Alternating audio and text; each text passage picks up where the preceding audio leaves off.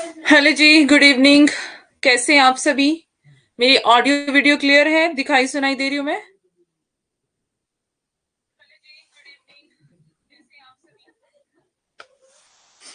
Audio video clear है?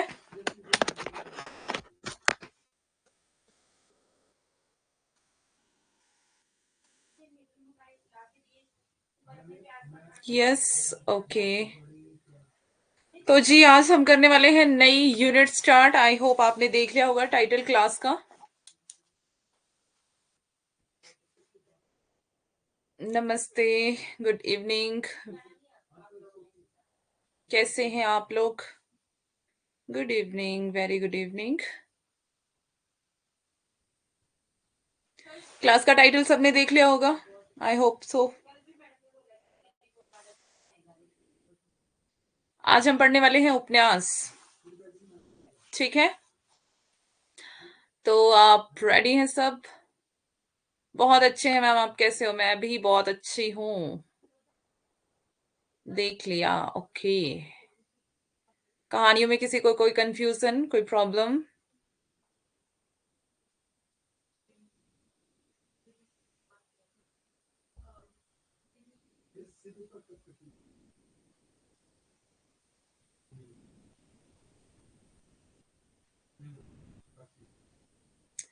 All clear? Okay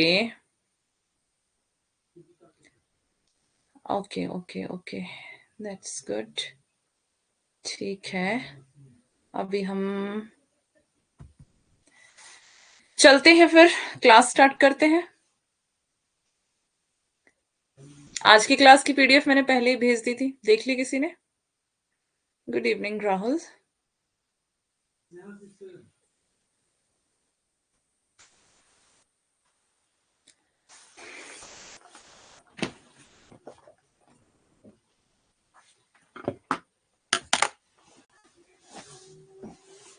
no ma'am, what? Good evening Sheela. No? No क्यों कह रहे हो आप? राहुल, किस बात के लिए नो?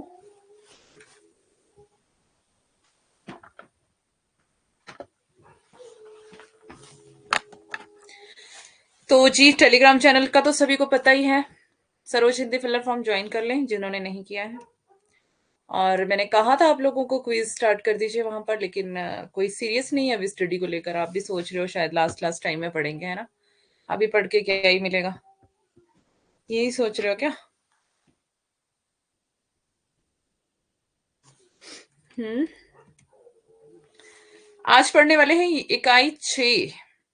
पीडीएफ भेजी थी वो नहीं देखी इसलिए। ओके ओके ओके ओके, मैंने पीडीएफ एक्चुअली दिन में भेज दी थी, तो आप देख लेना, ठीक है?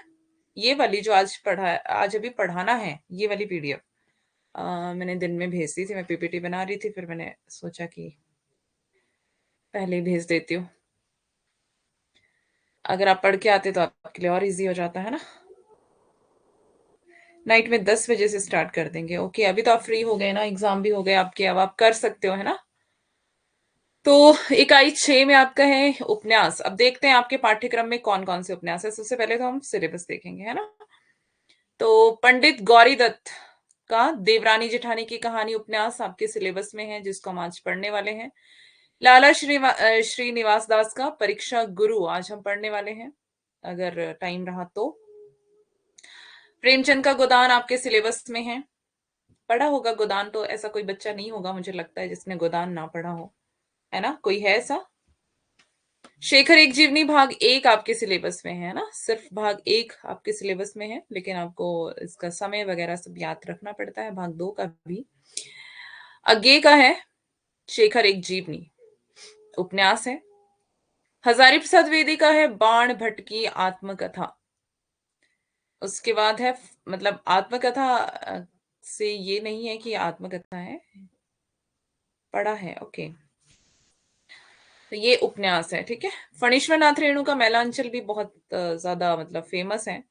पढ़ा होगा मास्टर्स में या फिर बीए में, आपने पढ़ा होगा, है ना? नहीं पढ़ा होगा तो अभी पढ़ेंगे हम। यशपाल का झूठा सच बहुत ही ज्यादा ये भी प्रसिद्ध है। अमृतलाल नागर का मानस का हंस भी आ, काफी प्रसिद्ध है। भीष्म सहानी का तमस भी काफी प्रसिद्ध है ना, नत्थु वाला जो सुअर मार के सीढ़ियों पे जो फेंक देते हैं। नमस्ते। श्रीलाल शुक्ल का राग दरबारी, कृष्ण सोबती का जिंदगी नामा, मनु भंडारी का आपका बंटी, तो ये तो सबने ही पढ़ा होगा, है ना। मनु भंडारी का आपका बंटी आपने पढ़ा होगा, ये भी काफी प्रसिद्ध उपन्यास है। और जगदीश चंद्र माथुर का धरती धन्ना अपना, तो ये सारे उपन्यास हम पढ़ने वाले हैं इस यूनिट में, ठीक है। तो देख लेते हैं कितने हैं ये उपन्यास आपके जो पाठ्यक्रम में है। 1 2 3 4 5 6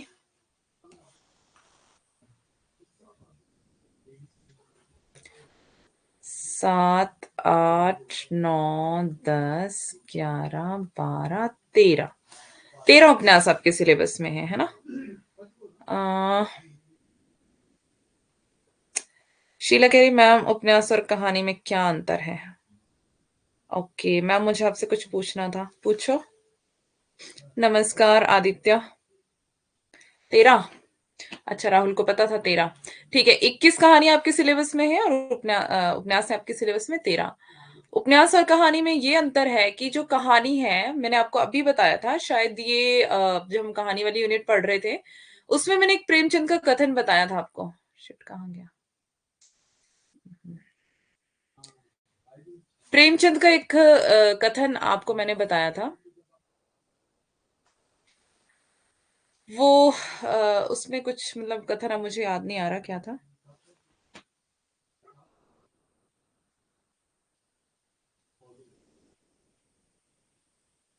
ऐप में 6 यूनिट का पीडीएफ देख रही थी, नहीं मिला।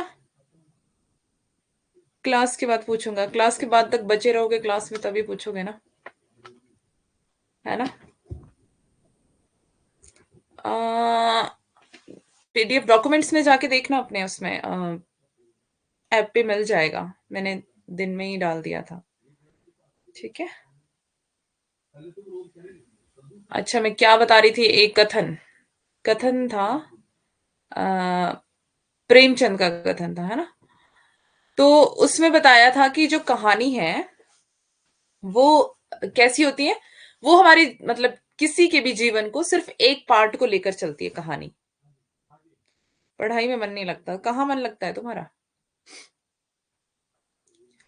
कहानी जो है हमारी जीवन के एक ही पार्ट को लेके चलती है, वो सारे पार्ट्स को कवर नहीं करती है, पूरे जीवन को कवर नहीं करती कहानी, ठीक है।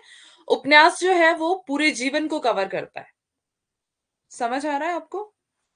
कहानी जो है वो छोटा सा एक पार्ट उठा के कहानी लिख दी जाती है ना। क्योंकि कहानी छोटी होती है, कहानी का जो मतलब आकार है वो छोटा होता है, लेकिन उपन्यास का आकार बड़ा होता है और उसी में अ, पूरे जीवन को ले लिया जाता है उपन्यास में, ठीक है। तो यही अंतर है इसमें, जो बेसिक सा अंतर है। शीला समझ आया।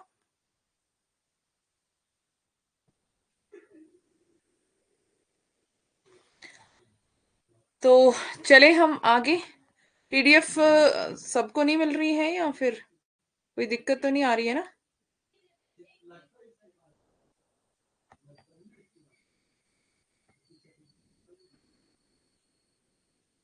ये पीडीएफ वाली दिक्कत सभी को आ रही है, मतलब बाकी पीडीएफ मिली थी जो मैंने पीछे पहले भेजी थी।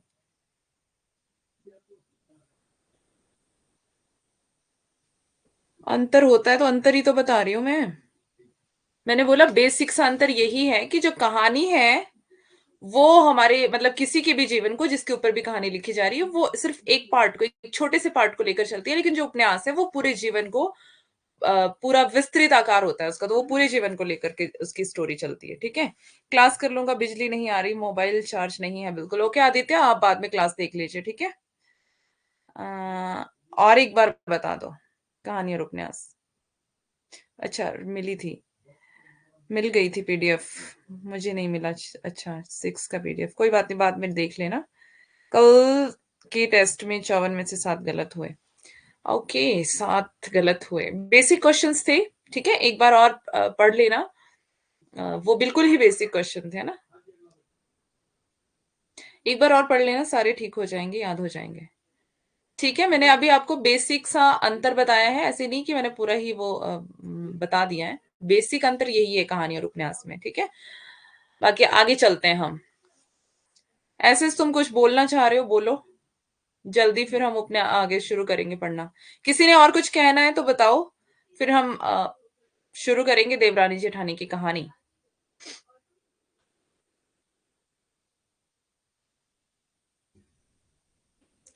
किसी को कुछ पूछना है, कुछ कहना है तो आप जल्दी से बोलें, फिर हम स्टार्ट करेंगे। ओके। देवरानी जेठानी की कहानी। मुख्य तथ्य देखते हैं, इसके लेखक इसके कौन है? पंडित गौरीदत्त शर्मा।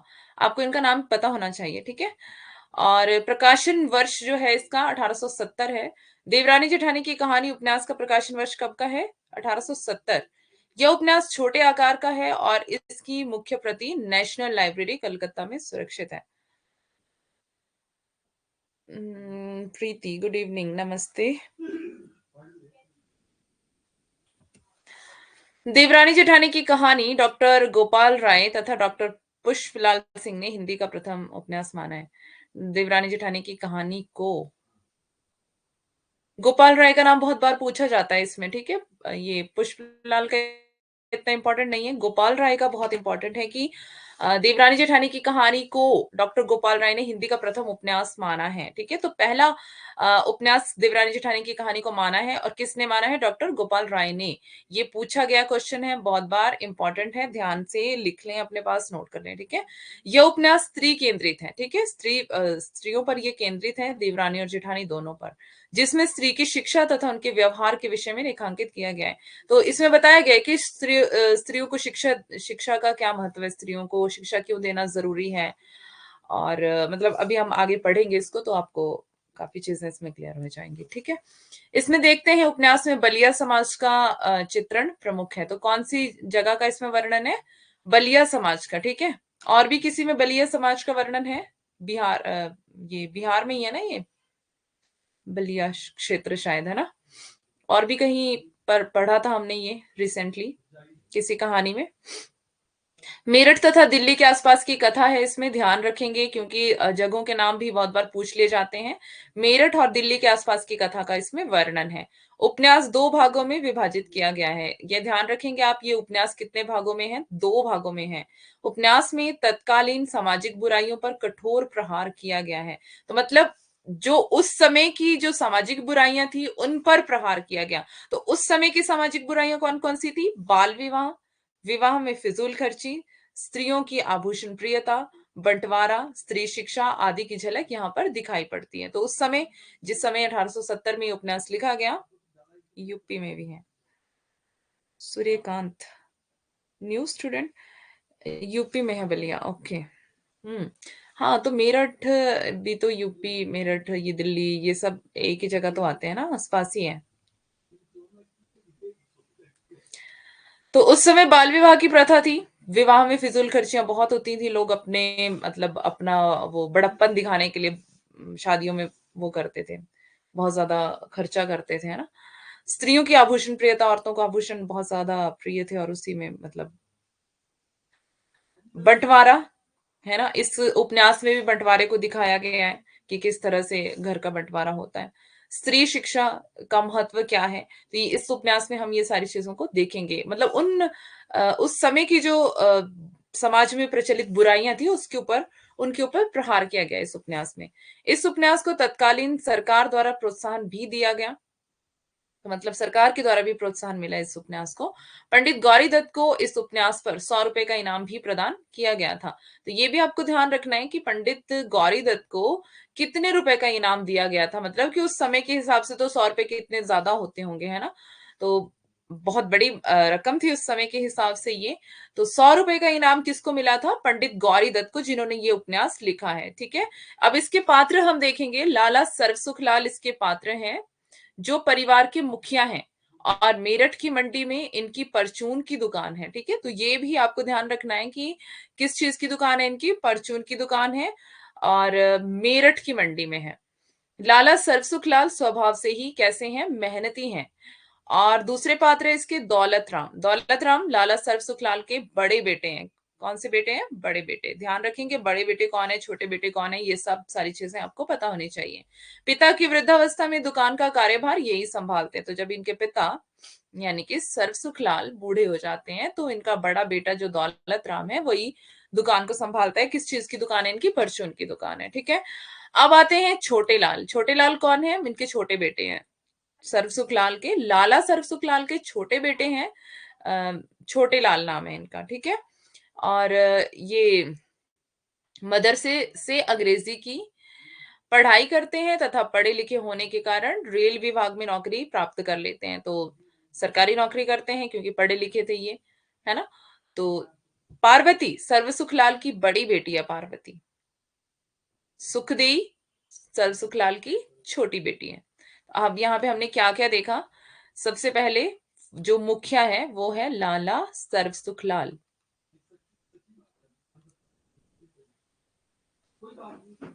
लाला सर्वसुखलाल, इनका जो बेटा है बड़ा वाला दौलत राम,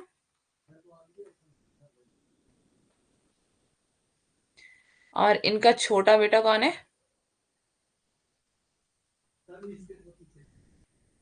छोटा बेटा कौन है? छोटे लाल।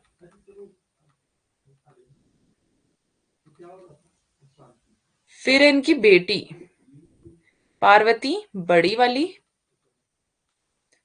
और छोटी वाली का नाम क्या है? सुखदेई। ठीक है, इतना इनका कंप्लीट हो गया। अंकिता क्लास में नहीं है। अंकिता आई थी क्लास में, होंगी क्लास में ही होंगी। ज्ञानो, ज्ञानो दौलत राम की पत्नी है तथा घर की बड़ी बहू है। ठीक है, जो अभी इनका बड़ा बेटा है ना दौलत राम की पत्नी है ज्ञानो, बड़ी बहू है ये। ठीक है, घर की बड़ी बहू। ध्यान से ये पात्र अपने पास लिख लेना सारे, कौन किसकी पत्नी है, कौन बेटी बड़ी है, कौन छोटी है, कौन बड़ी बहू है, कौन छोटी बहू है, वो सब आपको पता होना चाहिए। ठीक है, दौलत राम की पत्नी घर की बड़ी बहू है जिसे जेठानी से संबोधित किया जाता है। तो बड़ी बहू जेठानी हुई, छोटी देवरानी। ठीक है, तो ज्ञानो जो है वो जेठानी है। ज्ञानो अशिक्षित है और इसी कारण स्वभाव से बहुत कटु है। लालची स्वभाव के कारण छोटी बहू से निरंतर झगड़ा करती रहती है और घर का बंटवारा करवा देती है। तो यहाँ पे क्या बताया हुआ है कि जो ज्ञानो है, जो बड़ी बहू है, दौलत राम की पत्नी है, सरसुखलाल की बड़ी बहू है, जो वो कैसी है? अशिक्षित है, अनपढ़ है, अनएजुकेटेड है। और इसी कारण स्वभाव से, मतलब अगर जब वो अशिक्षित है, अनपढ़ है, तो स्वभाव भी उसका कैसा है? कटु है, कड़वा है, और लालची स्वभाव है। और छोटी बहू से क्या करती है? वो झगड़ा करती रहती है। लेकिन छोटी वाली पढ़ी लिखी है ना, तो वो झगड़ा करती रहती है और घर का बंटवारा करवा देती है। जो बड़ी वाली बहू है अनपढ़ है, जो अशिक्षित है। ठीक है, उसके बाद आते हैं, देखते हैं छोटी बहू। छोटी बहू अर्थात देवरानी, ये छोटे लाल की पत्नी है। जो सरसुख लाल का छोटा बेटा है छोटे लाल, छोटे लाल की पत्नी है कौन? छोटी बहू देवरानी। आनंदी नाम है उसका। ठीक है, आनंदी। यहाँ पर ब्रैकेट में लिखा हुआ है आनंदी। आपको पूरा ये फैमिली, इनका फैमिली चार्ट बना के आपको पात्र पूरे इसके लिख लेने अपने पास। ठीक है, वह पढ़ी लिखी है और परिवार की जिम्मेदारी बहुत अच्छी तरह संभालती है। पढ़ी लिखी है तो नेचुरल सी बात है कि उसको समझ होगी उतनी कि परिवार की जिम्मेदारी को किस तरह से संभालना है। ठीक है, अब इसमें ये तो थे मुख्य पात्र। ठीक है, अब देखते हैं हम इसके गौण पात्र, जो मतलब साइड के जो सबसे मुख्य पात्र हैं वो हमने देख लिए पहले। लाला सर्वसुखलाल, परचून की दुकान है मेरठ और दिल्ली के आसपास में। ठीक है, और बलिया जगह की इसमें कथा है। ठीक है, और जो सर्वसुखलाल है वो क्या है? लाला है, दुकानदार है। और लाला सर्वसुखलाल के दो बेटे हैं, दो बेटियां हैं। पहले बेटे का नाम, बड़े बेटे का नाम दौलत राम, दौलत राम की पत्नी ज्ञानो। ठीक है, छोटे बेटे का नाम है छोटे लाल, छोटे लाल की पत्नी है आनंदी। ज्ञानो जो है वो अनपढ़ है, अशिक्षित है, और अनपढ़ होने के कारण वो थोड़ी सी कटु है, लालची स्वभाव की है, और घर का बंटवारा करा देती है। ठीक है, और हमने क्या देखा इसमें? इनकी बेटियां दो हैं, पार्वती और सुखदेई। पार्वती बड़ी बेटी का नाम है और सुखदेई छोटी बेटी का नाम है। ये तो रहे इनके मुख्य, इस उपन्यास के मुख्य पात्र। अब देखते हैं हम गौण पात्र। गौण पात्रों में कन्हैया, ये दौलत राम का पुत्र है। दौलत राम जो कि ज्ञानो, और दौलत राम जो सर्वसुखलाल के जो बड़े बेटा बहू हैं, यानी कि सर्वसुखलाल का ये पोता है कन्हैया। ठीक है, फिर है नन्हे, ये छोटे लाल का पुत्र है। आनंदी और छोटे लाल का पुत्र है नन्हे, और दौलत राम और ज्ञानों का पुत्र कन्हैया। ठीक है, उसके बाद आते हैं मोहन। मोहन जो है वो छोटे लाल का छोटा बेटा है, और शिव दयाल जो है वो सुखदेव का पुत्र है। ठीक है, ज्ञानचंद जो है सुखदेव का भांजा है, ज्ञानचंद सुखदेव का भांजा। ये भी आपको गौण पात्र भी आपको याद रखने हैं, ऐसे नहीं सोच रहे कि ये इंपॉर्टेंट नहीं है तो ये याद नहीं रखने हैं, पूछे जाते हैं। ठीक है, तो ये सारा एक पूरा चार्ट बना लेना। मुख्य पात्र और गौण पात्र में अंतर देखिए, एक तो होते हैं मतलब मुख्य,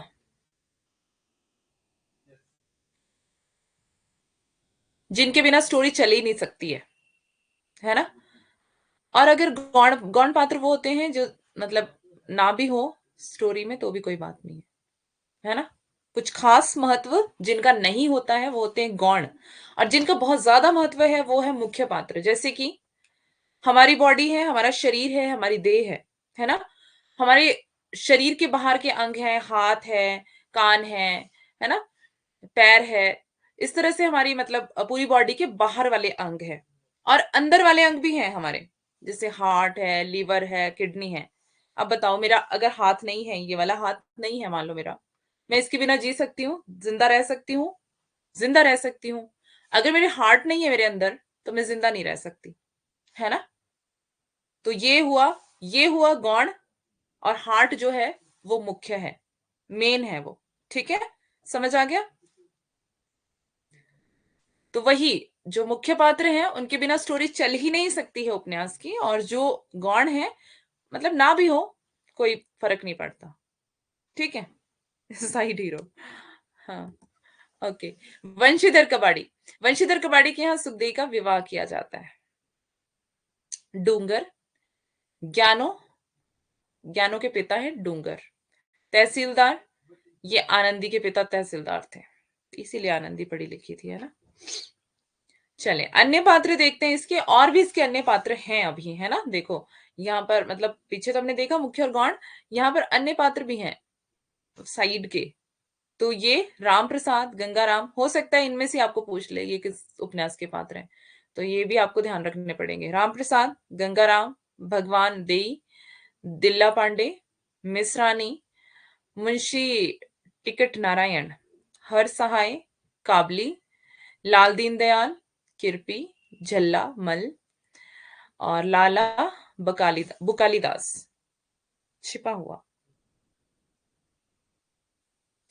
टेक्स्ट भी बढ़ा देते तो ज्यादा बेहतर होता। देखो अब आप खुद ही सोचो कि उपन्यास पढ़ रहे हैं हम, और उपन्यास लगभग कितने पेजेस का होता है? 400 से 500। अब आप बताइए, पॉसिबल है क्लास में 400-500 पेजेस पढ़ना? अभी मैं कहानियां पढ़ा रही थी पिछली क्लास में, 2-3 बच्चे रह जाते थे लास्ट के लिए, बाकी तो सब मतलब कहानी इतनी छोटी छोटी होती है उसी में चले जाते थे। अब उपन्यास में कौन टिकेगा यहाँ पर? और अगर टिक भी जाए तो इतना पॉसिबल है नहीं कि मैं 1 घंटे की क्लास में आपको पूरा का पूरा उपन्यास पढ़ के सुना दूं, है ना। नहीं, नहीं पॉसिबल है ना। तो ये काम आपका है। कल कल के लिए आपको देवरानी जेठानी की कहानी आपको पढ़ के लाना है खुद से। वैसे इसमें काफी क्लियर हो जाएगा अभी आपका, मैंने काफी रखा है इसमें भी। देवरानी जेठानी की कहानी ये आपको खुद से पढ़ के आना है कल। ठीक है, हो सके तो परीक्षा गुरु भी पढ़ लेना अगला। छोटे छोटे उपन्यास हैं ये वाले तो, आगे और बड़े बड़े उपन्यास आने वाले हैं, है ना। तो ये काम आपको ही करना है, आपको ही करना पड़ेगा।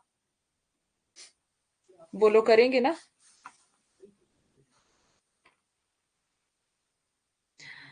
मैं मेरी एग्जाम थी इसलिए मैं चली जाती थी, बट फिर मैंने आपकी सारी क्लासेस देख ली। Okay okay okay okay. आपका तो मुझे पता था कि आपके एग्जाम है, मैं तो बाकी बच्चों की बात कर रही हूँ। प्रश्न पूरा गहराई से उठा रहा है, मैं कोशिश करूंगी गहराई तक जाने की। ठीक है सूर्यकांत, कोशिश करूंगी कि आपका कोई भी क्वेश्चन छूटे ना। पीडीएफ उपलब्ध करवा दीजिए, बिल्कुल पीडीएफ जहां तक हो सकेगा मैं हेल्प करूंगी आपकी। हाँ, टेलीग्राम चैनल एक बार देख लेना, टेलीग्राम पे मैंने काफी वहां पे उपन्यास, कहानियां, नाटक, ठीक है, Saroj Hindi filler form, files में जाइए, वहां पर Saroj Hindi filler form, files में जाना, वहां पर आपको मिल जाएगा टेक्स्ट, ठीक है। आपका हुक्म सर आंखों पर मैम, अच्छा जी। यहाँ पर ना आपको फाइल्स में जाना है, वहां पे काफी ऑप्शंस होंगे, मीडिया, तो मीडिया के साथ ही एक फाइल्स का ऑप्शन होता है। टेलीग्राम नहीं हो रहा? अच्छा, मैंने एक और ऑप्शन आपको बताया था ना, यूट्यूब क्लास में, यूट्यूब लाइव क्लास में, अपनी लाइव क्लासेस हैं हिंदी की वहां पर, ठीक है। लाइव में जाना, लाइव क्लास के डिस्क्रिप्शन में जाना, ठीक है।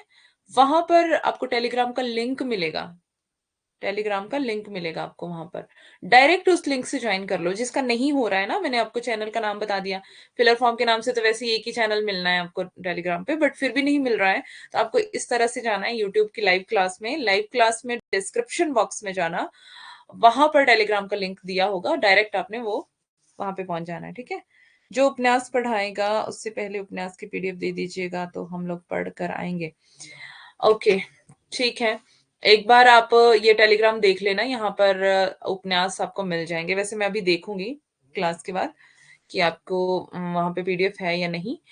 और अगर फिर भी मान लो, मतलब 1%, मान लो मैं आपको उपलब्ध नहीं करवा पा रही हूँ पीडीएफ 1% के लिए, वैसे है है वहां पर पीडीएफ पड़ी हुई है, तो आपको क्या करना है, गूगल करना है सीधा, कहीं भी नहीं जाना, गूगल करो सीधा, वहां सारे उपन्यास, कहानियां, नाटक, एवरीथिंग मिल जाएगा गूगल पर, ठीक है। जिसने पढ़ना है उसने कहीं ना कहीं से पढ़ लेना है, तो आप कोशिश करें, ट्राई करें, ओके। बाकी मैं अपनी तरफ से पूरी कोशिश करूंगी कि मैं आपकी पूरी पूरी मदद करूं, है ना, मैं इसीलिए यहाँ पर हूँ। कोई भी दिक्कत होगी, कोई प्रॉब्लम होगी तो आप मुझे बताना।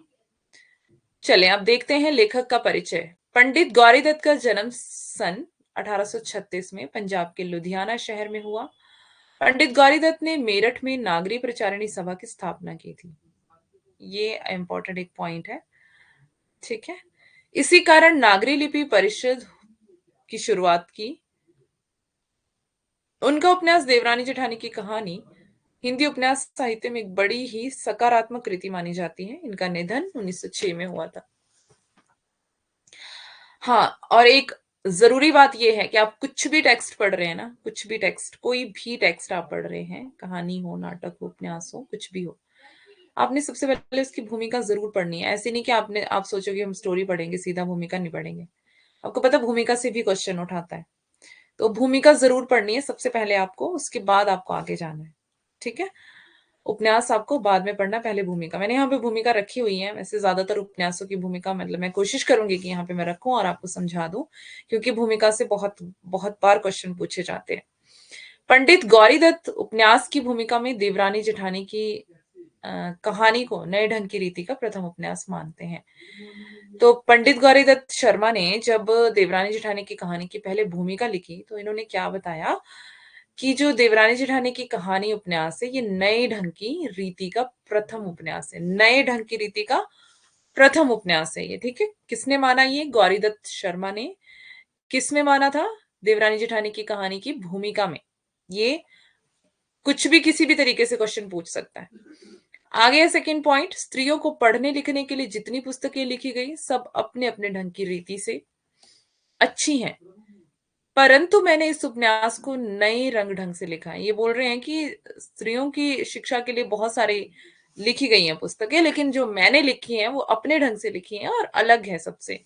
मुझे विश्वास है कि इन दोनों स्त्री पुरुष इसको पढ़कर अति प्रसन्न होंगे।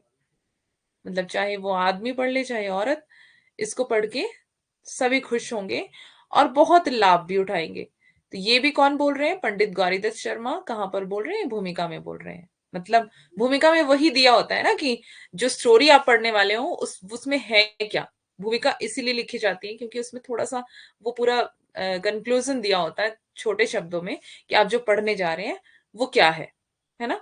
तो वो यही बता रहे हैं कि बहुत सारी स्त्रियों की शिक्षा के लिए बहुत सारी पुस्तकें छपी हैं, बहुत सारी लिखी हैं लोगों ने, लेकिन जो मैंने लिखी है वो डिफरेंट है, वो अलग है और नई रीति पर है, नए ढंग रंग और नए ढंग पर है, ठीक है। संस्कृत के बहुत शब्द और पुस्तकें जैसे इसलिए नहीं लिखी कि कोई चित्त से पढ़ता है और ना सुनता है। तो ये बता रहे हैं कि संस्कृत के बहुत शब्द और पुस्तकें इसलिए नहीं लिखी मैंने, मतलब संस्कृत के अगर मैं बहुत ज्यादा शब्द बीच में डाल देता तो लोगों ने ढंग से पढ़ना ही नहीं था, चित्त से नहीं पढ़ना था, है ना सुनना था। तो ये भी पंडित गौरीदत्त शर्मा भूमिका में कह रहे हैं। पंडित गौरीदत्त ने अपने उपन्यास में तत्कालीन बनिया समाज में जन्म, मरण, विवाह आदि में क्या क्या कार्य रहा है यह दिखाने का पूर्ण प्रयास किया है। तो पंडित गौरीदत्त ने क्या किया इस उपन्यास में, तत्कालीन यानी कि उसी उसी समय के जो बनिया समाज था उसमें जन्म मरण कैसे होता है, विवाह कैसे होता है, क्या क्या कार्य होते हैं, मतलब ये दिखाने का पूरा रीति रिवाज दिखाने का पूरा इसमें प्रयास किया गया है। ठीक है। उसके बाद है शिक्षित तथा अशिक्षित स्त्रियों में क्या क्या अंतर है, पढ़ी लिखी और अनपढ़ स्त्रियों में क्या अंतर है, बालकों का पालन पोषण किस प्रकार होता है तथा उनका पोषण किस आदर्श परक परिस्थिति में होना चाहिए। तो ये मतलब ये भी इसमें बताया हुआ है कि एक पढ़ी लिखी और एक अनपढ़ औरत में क्या अंतर है और किस तरह से वो घर को संभाल सकती है और किस तरह से घर में फूट पैदा कर सकती हैं। बालकों का मतलब बच्चों का पालन पोषण कैसे करना चाहिए, किस प्रकार से होता है और आदर्श परक जो परिस्थिति है वो क्या होनी चाहिए। स्त्रियों का समय किन किन कार्यों में व्यतीत होता है ये भी इसमें बताया हुआ है। शिक्षित स्त्री जब किसी कार्य को करती है तथा अशिक्षित स्त्री के उसी सामान्य कार्य को करने में क्या क्या बाधाएं आती है ना। तो जो पढ़ी लिखी औरत होगी वो थोड़ा मतलब अच्छे व्यवस्थित तरीके से किसी कार्य को कर सकती है, पर जो अशिक्षित होगी वो अव्यवस्थित तरीके से करेगी, उसको बाधाएं भी आएंगी उसको करने में, है ना, क्योंकि पढ़ाई मैटर करती है। इसका पूर्ण विश्लेषण उपन्यास की घटनाओं को देखने में मिलता है। तो अगर पूरा विश्लेषण इस उपन्यास का किया जाए तो उपन्यास की सारी घटनाएं आपको पढ़नी पड़ेंगी, है ना। तो कल पढ़ के आइएगा जरूर। पंडित गौरीदत्त उपन्यास की भूमिका में एक छोटी कविता भी लिखते हैं। तो क्या है वो कविता, ये भी आपको ध्यान रखना है। कविता पढ़ते हैं। दया उनकी मुझ पर अधिक वित्त से, जो मेरी कहानी पढ़े चित्त से, रही भूल मुझसे जो इसमें कहीं, बना अपनी पुस्तक में लेवे वहीं, दया से कृपा से क्षमा से रीति से, छिपावे बुरों को भले प्रीति से। तो ये क्या कह रहे हैं कि मतलब अगर आपको भूल चूक कोई लग रही है मेरी कहानी पढ़ते पढ़ते, तो क्या कर लेना, उसको ठीक कर लेना, करेक्ट कर लेना अपने आप ही। दया से कृपा से क्षमा से, मतलब दया भी करना, कृपा भी करना, मुझे क्षमा भी कर देना, है ना, रीति से, छिपावे बुरों को भले प्रीति से। तो मतलब अगर मैंने कुछ बुराई भी की है तो आपको, आप भले व्यक्ति हैं तो आप उसको भलाई मतलब प्रेम के साथ उसको ढक देना, ढांप देना, उजागर मत करना। तो ये भी उपन्यास की भूमिका में इन्होंने लिखा है। किसने, पंडित गौरी दत्त। ठीक है। तो ये इस उपन्यास के लेखक हैं पंडित गौरी दत्त। आगे चलते हैं। इस उपन्यास का उद्देश्य समाज की कुरीतियों को सामने लाकर उसका विरोध करना है और आदर्श परिवार एवं समाज की रचना का संदेश देना है। ये उपन्यास स उद्देश्य लिखा गया तथा पंडित गौरीदत्त प्रारंभ में ही इसके उद्देश्य को स्पष्ट करते हैं। तो ये बता रहे हैं कि ये उपन्यास कैसे लिखा गया, स उद्देश्य मतलब उद्देश्य रहा है इसको लिखने का कुछ, और उपन्यास की शुरुआत में ही इसको स्पष्ट कर दिया है कि क्या उद्देश्य है। तो हमने वो देख लिया है पीछे, स्त्रियों की शिक्षा के लिए और अभी कुछ दो चार चीजें हैं। देवरानी जेठानी की कहानी सारांश, दिल्ली के नजदीक, मतलब थोड़ा सा सारांश रखा है इसमें मैंने। उपन्यास आपको खुद से पूरा पढ़ना है, इंपॉर्टेंट चीजें जो आपको लगेंगी उसको नोट करना है, अंडरलाइन करना है। ठीक है। दिल्ली के नजदीक मेरठ के एक सामान्य परिवार की पूर्ण कथा को पंडित गौरीदत्त ने मूल रूप से कथानक का आधार बताया है। देवरानी जेठानी की कहानी उपन्यास दो भागों में विभक्त है। मैं पीछे भी आपको बता चुकी हूँ कि दो भागों में विभक्त है ये। सर्व सुखलाल मेरठ के रहने वाले एक सामान्य बनिया परिवार का प्रतिनिधित्व करते हैं। उनके परिवार में दो पुत्रियां, दो पुत्र और उनकी पत्नी है, जिनका हम जिक्र पहले कर चुके हैं। अपने बच्चों को समय अनुसार शिक्षा दीक्षा दिलवाकर वे दोनों पुत्र और पुत्रियों का अलग अलग स्थान पर विवाह कर देते हैं। अब क्या, बच्चों को उनके समय के अनुसार उनको उनके उनकी पढ़ाई करवा देते हैं, शिक्षा दिलवा देते हैं उनको, फिर अपने दोनों बेटों और दोनों बेटियों का अलग अलग जगह पे विवाह कर देते हैं। विवाह के पश्चात तो तबके का परिचय देता है जो एक ही छत के नीचे संयुक्त परिवार में रहते हैं। तो अब क्या है, ज्वाइंट फैमिली की यहाँ पर बात करिए, संयुक्त परिवार। पहले संयुक्त परिवार होते थे बहुत, है ना, अब तो नहीं होते। अब तो एकल परिवार आपको बहुत मिलेंगे। तो विवाह के पश्चात दो तबके का परिचय है इसमें, जो एक ही छत के नीचे है और संयुक्त परिवार है, ज्वाइंट फैमिली है, जहां परिवार तथा कुटुंब की देखरेख मुखिया करता है और उसी के ही नियंत्रण में सभी सदस्य कार्य करते हैं। तो जो परिवार है, कुटुंब है, उसकी देखरेख कौन कर रहा है? एक परिवार का मुखिया। कौन था परिवार का मुखिया? किसके बारे में हमने पीछे देखा था? और उसी के नियंत्रण में सभी सदस्य वाला पूरा परिवार एक ही मुखिया के नियंत्रण में ही कार्य कर रहा है, पूरा परिवार है ना। जो ज्वाइंट फैमिली है, ये संयुक्त परिवार है। तो बताइए मुखिया कौन है इस परिवार का, जल्दी से।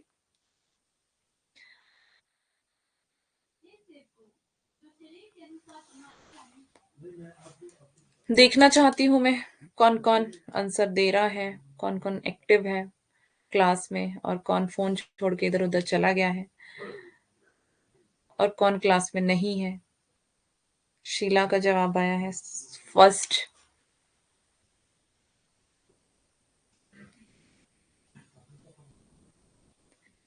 शीला शीला दोनों शीला का जवाब आ गया है।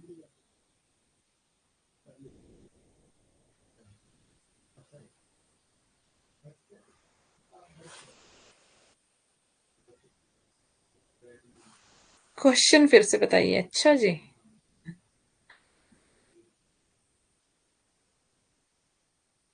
राहुल, अंकिता,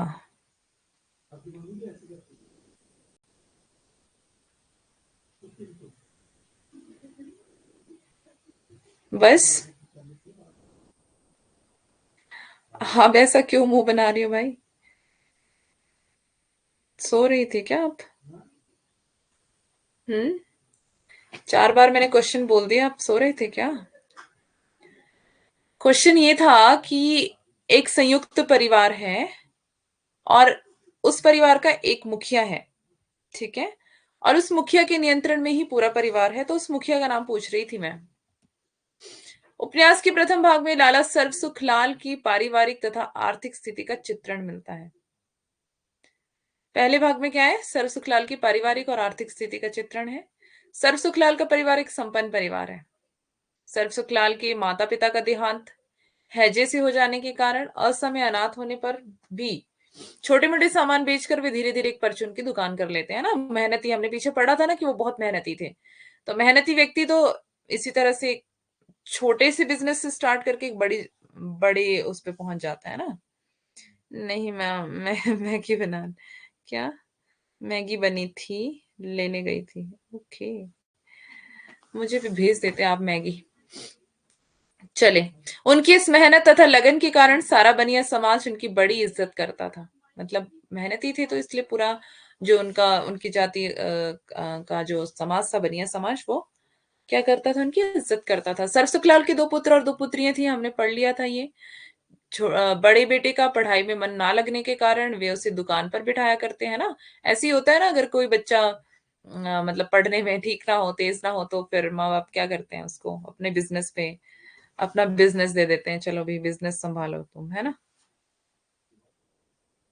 आप तो भी खाओगे नहीं, क्यों? खिलाएंगे तो क्यों नहीं खाओगे भाई? तथा छोटे को उन्होंने मदरसे से अंग्रेजी की शिक्षा दिलवाई। अब छोटा पढ़ने में तेज था तो फिर अच्छी स्कूल से उसका मतलब पढ़ाई करवा दी। और कुछ ही समय में वह भी रेलवे में नौकरी प्राप्त कर लेता है। उस समय समाज सुधार की नीतियों का प्रभाव भी आम जन पर पड़ने लगा था, है ना। समाज सुधार की नीतियां मतलब शुरू हो चुकी थी तो। अच्छा अच्छा, आपका फास्ट है। ओ, मैं तो खुद ही भूल गई थी। Okay okay. नीतियों का प्रभाव भी आम जन पर पड़ने लगा था। ऐसे में स्त्री शिक्षा पर बड़ा ही सकारात्मक नजरिया लाल सरसुखलाल का दिखाई पड़ता है। अ, तो यहाँ पे बता रहे हैं कि स्त्री शिक्षा पर बड़ा ही सकारात्मक नजरिया, क्योंकि समाज सुधार की नीतियां चल रही थी ना। तो अब सर्वसुखलाल के ऊपर भी उसका प्रभाव पड़ रहा है कि मतलब स्त्रियों को शिक्षा देनी चाहिए, समाज में क्या क्या सुधार आने चाहिए ना। तो इसीलिए क्या बता रहे हैं, वे अपनी पुत्री पार्वती को भी घर पर ही शिक्षा प्रदान करवाते हैं। धीरे धीरे उपन्यास आगे बढ़ता है और बड़े बेटे दौलत राम का विवाह ज्ञानों से तथा छोटे लाल का विवाह आनंदी से करवाया जाता है। तो मतलब अब विवाह तक बात पहुंच जाती है। समय आने पर लाला सर्वसुख सामान्य रीति रिवाजों से दोनों पुत्रियों का विवाह भी संपन्न कराकर एक प्रकार से स्वयं को पारिवारिक बंधनों से मुक्त कर घर की सभी जिम्मेदारी पूरी कर लेते हैं ना। मतलब अपनी जिम्मेदारियों को पूरी करके आगे का दोनों बेटों को वो सौंप देते हैं। ठीक है।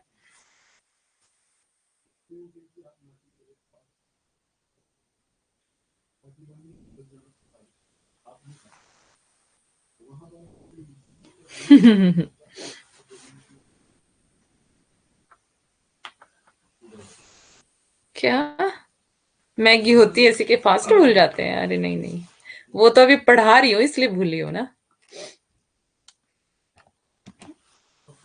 ऐसे फास्ट करके कौन भूलता है। धीरे धीरे उपन्यास आगे बढ़ता है, ये हमने देख लिया है। ठीक है।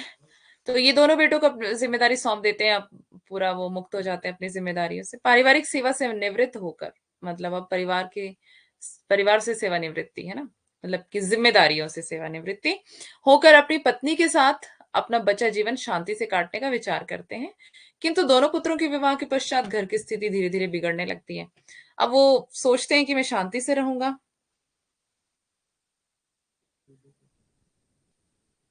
क्या क्या फास्ट है मैम? क्या कह रहे हो मेघा?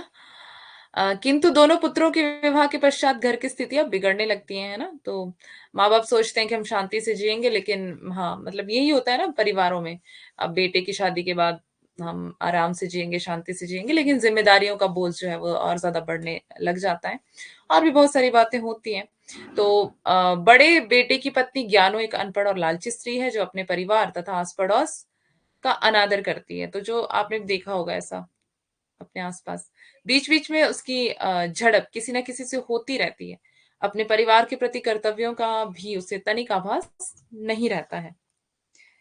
ट्यूसडे ट्यूसडे फास्टिंग नहीं है एक्चुअली, मेरी 21 डेज की फास्टिंग चल रही है, और आज 16-17 दिन हो गए हैं शायद। मे बी 17 दिन हो गए हैं आज। वहीं दूसरी तरफ छोटी बहू आनंदी शिक्षित तथा संस्कारी है। परिवार के प्रति कर्तव्यों का वह पूर्ण निर्वाह करती है। तो जो छोटी बहू है आनंदी, वो शिक्षित भी है, संस्कारी भी है, और परिवार के प्रति जो उसके कर्तव्य हैं वो भी वो पूरे करती है अच्छे से। घर में सास ससुर तथा पड़ोस के लोग भी उसके व्यवहार से बहुत खुश रहते हैं। तो जब वो अच्छे से सारी रिस्पॉन्सिबिलिटीज को निभा रही है, जिम्मेदारियों को निभा रही है, तो घर के लोग सभी खुश हैं उससे। आनंदी पति के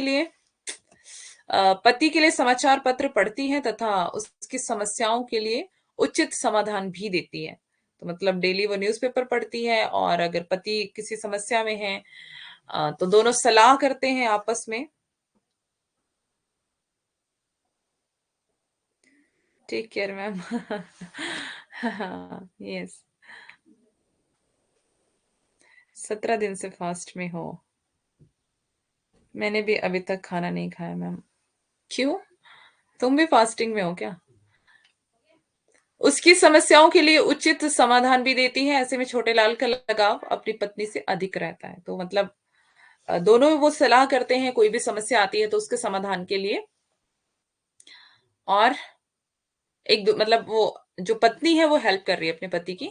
आनंदी शिक्षा के महत्व को अच्छी तरह समझती है। ऐसे वह अंधविश्वास से बच्चों का पालन पोषण ना करके उन्हें खुले विचारों से बड़ा करती है। तो मतलब वो अंधविश्वास से बच्चों का पालन पोषण ना करके, अब जो वो पढ़ी लिखी है तो नेचुरल सी बात है कि वो अंधविश्वास पर मतलब अंधविश्वास नहीं मानती है। और जो अनपढ़ है महिला, वो अंधविश्वास में ही विश्वास करती है, मतलब झाड़ फूक में। और जो आगे मतलब हम पढ़ेंगे इन सारी चीजों को, देखते हैं आगे। पालन पोषण ना करके उन्हें खुले विचारों से बड़ा करती है। बच्चों के लिए झाड़ फूक के स्थान पर वह टीका तथा डॉक्टर की दवाइयों को महत्व देती है। कौन? आनंदी की बात कर रहे हैं, क्योंकि वो शिक्षित है ना, तो वो डॉक्टर की बातों को महत्व देती है। लेकिन जो वो बड़ी वाली है ज्ञानो, वो झाड़ फूक की बातों को महत्व देती है। अंधविश्वास में वो जी रही है। ठीक है। Your order. मैं दिख रहा हूँ? नहीं, बोलो मत यार। आस पड़ोस की स्त्रियां भी आनंदी से प्रभावित होकर बच्चों की देखभाल के लिए यह तथा मार्ग अपनाती हैं।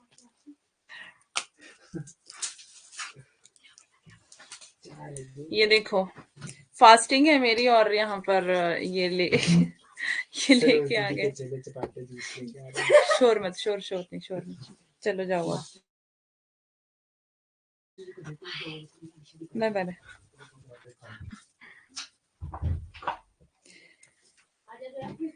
जहाँ खाना खाते हैं वहां नेटवर्क नहीं आता। अच्छा।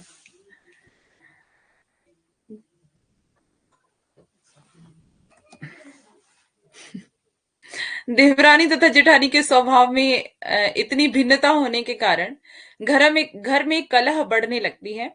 ज्ञानो किसी न किसी बात पर अपने सास ससुर तथा देवरानी से लड़ बैठती है। ऐसे में लाला सर्वसुख लाल ने परिवार की स्थिति बिगड़ती देखकर घर का बंटवारा कर दिया तथा बाहर से आने वाली चीजों को आधा आधा बांटने की बात स्वीकार की गई। तो मतलब क्या हो रहा है, घर में सिचुएशन खराब हो गई है, कलह क्लेश बढ़ने लगा है और अंधविश्वास बढ़ने लगा है, और दोनों जो बहुएं हैं उनकी क्या हो रही है, एक दूसरे से तालमेल नहीं बैठ रहा है ना।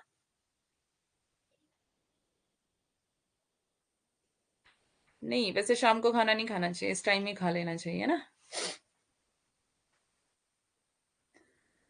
तो क्या हो जाता है, घर का बंटवारा हो जाता है और आधा आधा चीजों को बांटने की बात यहाँ पर स्वीकार की गई। यहां तक हम पहुंच गए। फिर आगे देखते हैं। खाने के लिए सास को छोटी बहू अर्थात देवरानी तथा लाला सर्वसुख को ज्ञानों की रसोई से खाना खाने की बात तय होकर घर का बंटवारा कर दिया गया। तत्कालीन समाज में बाल विवाह का प्रचलन था। ये हमने पहले भी पढ़ लिया कि उस समय बाल विवाह का प्रचलन था, किंतु छोटे लाल और आनंदी ने अपने पुत्रों का बाल विवाह ना कराकर उनकी पढ़ाई लिखाई पर अधिक ध्यान दिया। तो मतलब वो पढ़े लिखे थे, छोटे लाल और आनंदी, तो उन्होंने अपने बच्चों का बाल विवाह नहीं करवाया, छोटी उम्र में शादी नहीं करवाई, उनकी पढ़ाई लिखाई लिखाई करवाई, अच्छे से उनका पालन पोषण किया। आप लोग तो खा सकते हो ना आराम से, क्लास में भी बैठ के खाओ खाओ, मजे करो। नन्हे के लिए कई जगह से शादी के लिए रिश्ता आया, किंतु छोटे लाल तथा आनंदी ने वह रिश्ता वापस कर दिया। उस समय विधवा विवाह के लिए भी कई सामाजिक कार्य किए जा रहे थे ताकि जनता जागरूक हो। विधवा विवाह का प्रचलन उतना नहीं था। यदि किसी स्त्री के पति की अल्पायु में मृत्यु हो जाए तो उसकी पत्नी को पुनर्विवाह का कोई अधिकार नहीं था। ये आपको पता है कि उस समय ऐसा होता था, और पहले तो सती प्रथा भी थी, है ना।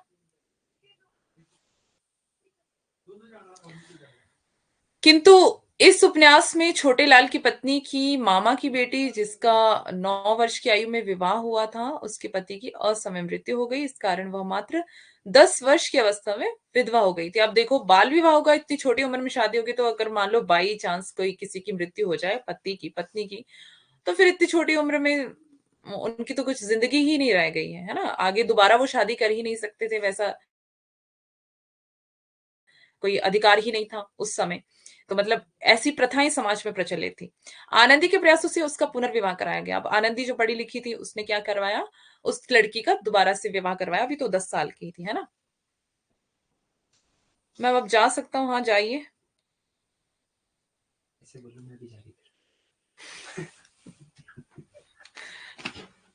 मैं भी चली जाऊंगी, होने वाला है टाइम। उसका पुनर्विवाह कराया गया। लाला सर्वसुखलाल अपनी आयु पूरी कर मृत्यु को प्राप्त करते हैं।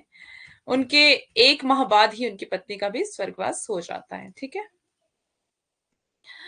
लाला सर्वसुखलाल अपनी आयु पूरी कर मृत्यु को प्राप्त करते हैं। ये रिपीट हो गई है लाइन। दुकान का बंटवारा अभी तक नहीं हुआ था। ऐसी दुकान से आई सारी संपत्ति पर दौलत राम तथा ज्ञानो पूरा हक जमाते हैं, क्योंकि वो दोनों ही बड़े थे, बड़ा बेटा और बड़ी बहू। पिता का क्रियाक्रम दौलत राम बड़ी ही सावधानी से कम खर्च में करता है। मतलब दौलत राम जो बड़ा बेटा था, वो पिता का जो मतलब अंतिम संस्कार, जो क्रियाक्रम जो उसके बाद होता है, वो सारा कब करता है, मतलब कैसे करता है, बड़ी सावधानी के साथ, जिसमें ज्यादा खर्चा ना हो, कम खर्चे में करता है। तथा माता के लिए छोटे लाल पर जिम्मेदारी आने पर वे पूरे समाज की मान मर्यादा को ध्यान में रखकर माता का क्रियाक्रम बहुत ही अच्छी तरह करते हैं। दौलत राम और ज्ञानों की घर की जायदाद तथा दुकान को अपना मानकर कुछ भी छोटे लाल और आनंदी को नहीं देते हैं। छोटे लाल वकील की सलाह से तकसीम की अर्जी देते हैं। तकसीम मतलब कि जिसमें क्या होता है, पूरा जमीन का पूरा पूरा बराबर बराबर बंटवारा जिसमें होता है। मैम कुछ आप अपने बारे में बता दीजिएगा। मेरे बारे में क्या सुनना चाहते हैं आप? क्या मतलब क्या जानना चाहते हैं आप मेरे बारे में? आप पूछेंगे तो मैं बता दूंगी। और पंचों द्वारा निर्णय लिया जाता है। क्या निर्णय लिया जाता है पंचों के द्वारा? कि घर का मकान छोटे लाल तथा दुकान दौलत राम के हिस्से में आएगी। मतलब पहले तो वो तकसीम की अर्जी देते हैं, फिर पंचायत बिठाते हैं। पंचों के द्वारा निर्णय ये लिया जाता है कि जो मकान है वो किसको मिलेगा? छोटे लाल को, और दुकान जो है वो दौलत राम को, क्योंकि दौलत राम ही वो बिजनेस संभाल रहा था, दुकान वाला। ज्ञानो इस पर भी यह कहकर रोने लगती है कि पंचों ने हमें लूट लिया। मतलब ज्ञानो को ये फैसला मंजूर नहीं है। उसके बाद छोटी बहू जो थी वो संस्कारी थी, उसे धन संपत्ति और जायदाद का कोई लालच नहीं था। संस्कारी भी थी, पढ़ी लिखी भी थी, उसको धन संपत्ति से कोई लालच नहीं था। मतलब लड़ाई झगड़े में विश्वास नहीं करती थी। लेकिन बड़ी वाली जो बहू थी वो लड़ाई झगड़ा करती थी। किंतु यहाँ पे लिखा है कि बड़ी बहू जो थी वो लालची स्वभाव की थी। इसी कारण ही अपने पति से अपने घर का बंटवारा उसने करवाया था। मतलब पति को कह करके पूरे घर का बंटवारा करवाया, और पूरा जो घर है। अपनी पढ़ाई के बारे में बताइए। अच्छा, उपन्यास के अंत में जेठानी की स्वार्थ प्रवृत्ति स्पष्ट रूप से दिखाई देती है। तो मतलब जेठानी जो है ज्ञानो, वो स्वार्थी है। और अगर इस उपन्यास का एंड अगर हम देखें, अंत देखें, तो इसमें बता रहे हैं कि जो स्वार्थीपन था उसका वो पूरी स्पष्ट रूप से दिखाई दिया है उसमें।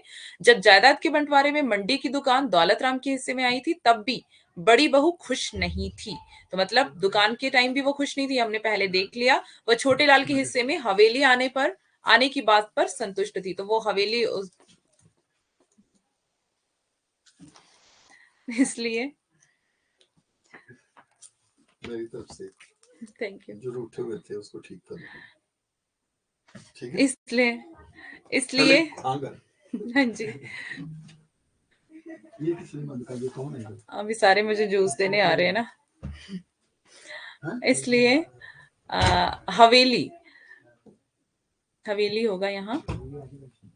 हवेली हवेली हमने देखा अभी कि मकान जो है वो किसके हिस्से में आया था? छोटे वाले। डोर बंद कर दो प्लीज। तो जो हवेली थी वो किसके हिस्से में आई थी? छोटे छोटे लाल के हिस्से में, है ना। तो ज्ञानो जो है वो खुश नहीं है हवेली आने से, मतलब उसके हिस्से में। तो ये बता रहे हैं कि इसलिए हवेली से जाते समय वो 2 खिड़कियों के दरवाजे और चौखट भी उतार कर साथ ले गई थी। इससे स्पष्ट होता है कि व्यक्ति को चाहे जितनी भी धन संपत्ति मिल जाए, परंतु वह दूसरों की संपत्ति देखकर कभी खुश नहीं रह सकता। अंततः पंडित गौरी दत्त का यह उपन्यास स्त्री शिक्षा तथा तत्कालीन समाज की स्थिति समझने के लिए एक बहुत सफल कृति है।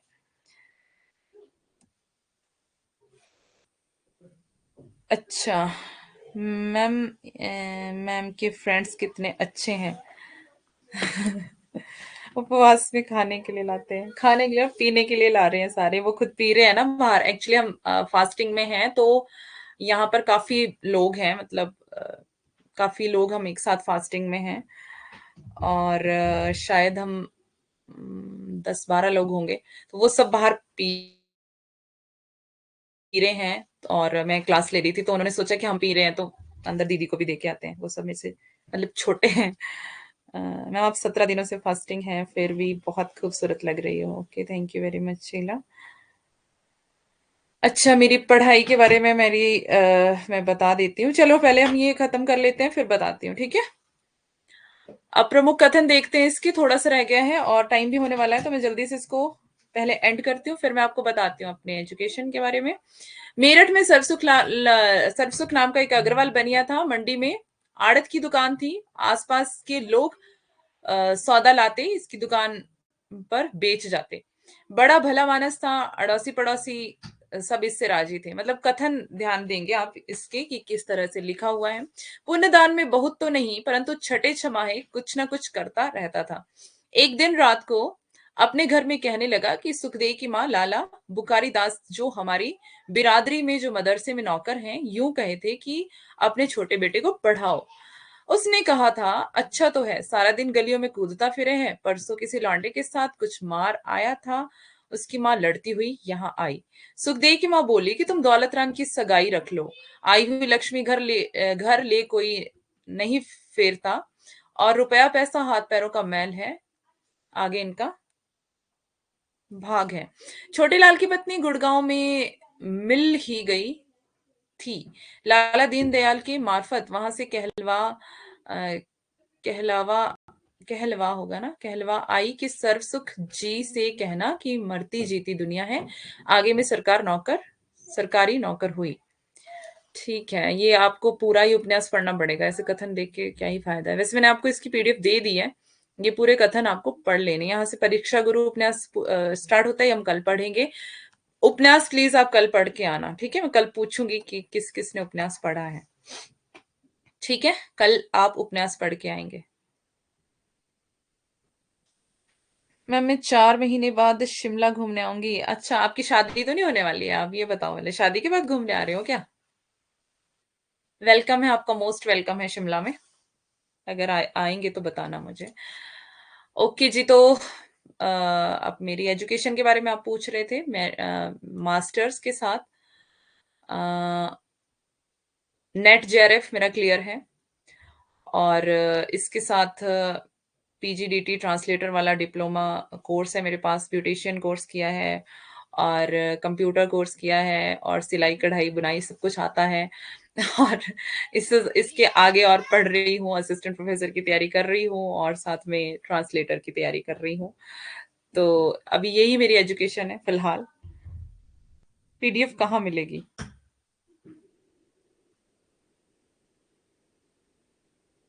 पीडीएफ ऐप पे मिलेगी, ऐप पे डॉक्यूमेंट्स में जाना। अच्छा, मुझसे मिलने आ रहे हो स्पेशल? मुझे लग रहा है आप शादी करके आ रहे हो, हैं? ये बात सत्य है। यही उपन्यास, हाँ जी, देवरानी जेठानी की कहानी। परीक्षा गुरु भी पढ़ लेना, ठीक है? देवरानी जेठानी की कहानी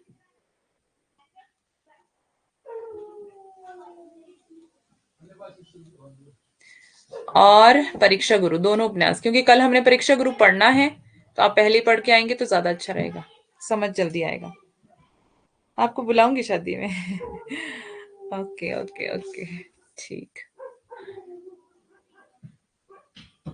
चले, आ जाना आ जाना।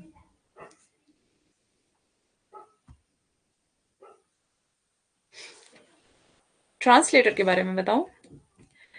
ट्रांसलेटर आप कर सकते हैं अगर आपके पास इंग्लिश और हिंदी दोनों सब्जेक्ट अगर आपने पढ़े हैं। मास्टर्स में आपका कोई लैंग्वेज होनी चाहिए, या इंग्लिश या हिंदी, और अगर अदर कोई लैंग्वेज आपको आती है तो वो भी चलेगी उसमें। और मतलब इंग्लिश हिंदी दोनों आपने पढ़ी होनी चाहिए। एक आपका मेजर, मतलब मेजर जो होता है, इलेक्टिव सब्जेक्ट आपने पढ़ा होना चाहिए। एक सब्जेक्ट या हिंदी या इंग्लिश, और एक जनरल पढ़ा होना चाहिए। तो फिर आप ये मास्टर्स के बाद ये डिप्लोमा कर सकते हो, पीजीडीटी। इग्नू के थ्रू हो जाता है पीजीडीटी, ठीक है? पोस्ट ग्रेजुएट के बाद ये होता है ट्रांसलेटर का। तो इसमें बहुत सारी वैकेंसीज आती हैं अलग अलग डिपार्टमेंट्स में ट्रांसलेटर के लिए। तो आप कर सकते हैं, अप्लाई कर सकते हैं इसके लिए, ठीक है? और कुछ जानना चाहते हैं? Classes awesome, thank you very much. कौन कौन बचे हैं अब एंड तक देख लेते हैं।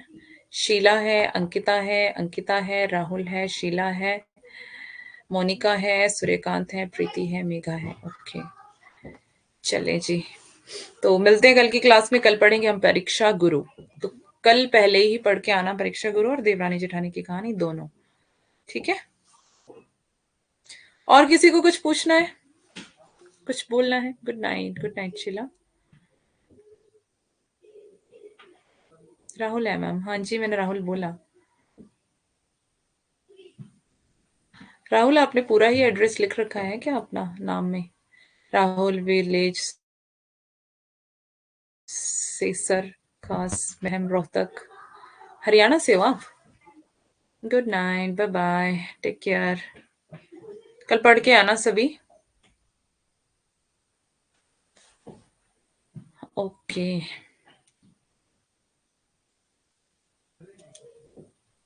ठीक है, चलो फिर जाऊं मैं। किसी को कुछ नहीं पूछना, कल की क्लास में पूछ लेना, फिर चलते हैं।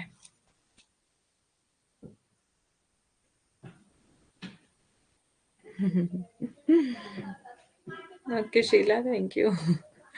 Thank you so much. Okay, bye bye, bye सबको।